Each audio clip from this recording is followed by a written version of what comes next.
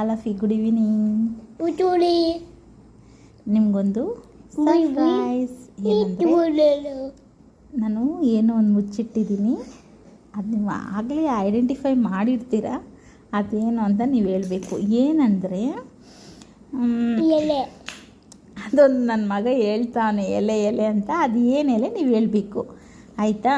ನಿಮಗೆ ಒಂದು ಪ್ರಶ್ನೆ ಕೇಳ್ತೀನಿ, 3 ತುಂಬ ಒಳ್ಳೆ ಪ್ರಶ್ನೆಗಳು. ಅದಕ್ಕೆ ಆನ್ಸರ್ ಗೊತ್ತಿರೋರು ಕಾಮೆಂಟ್ ಮಾಡಿ. ನಿಮಗೆ ಇಷ್ಟವಾದ ಹೂವು ಯಾವುದು?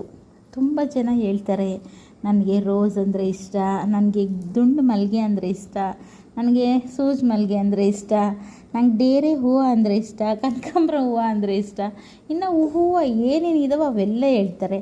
ಬಟ್ ನನಗೆ ಇಷ್ಟ ಆಗಿದ್ದಂತೂ ಒಂದೇ ಒಂದು. ಆ ಹೂವು ಹೆಸ್ರು ಹೇಳಿದ್ರೆ ಅದಕ್ಕೆ ತುಂಬ ಹಿಂದೆ ಬ್ಯಾಕ್ಗ್ರೌಂಡ್ ಇರುತ್ತೆ. ಅದು ಮತ್ತೆ ಹೇಳ್ತೀನಿ, ಸಸ್ಪೆನ್ಸ್. ಇನ್ನೊಂದು ಪ್ರಶ್ನೆ. 1ನೇ ಪ್ರಶ್ನೆ ಆಯಿತು.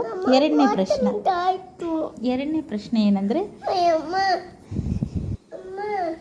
ಎಲ್ಲ ಹಾಲುಗಿಂತ ಉತ್ತಮವಾದ ಹಾಲು ಯಾವುದು? ಎಲ್ಲರೂ ಹೇಳ್ತಾರೆ. ಏನು ಹೇಳ್ತಾರೆ ಅಂದರೆ ಕಾಮೆಂಟಲ್ಲಿ ಹೇಳ್ತಾರೆ, ನನಗೆ ಗೊತ್ತು.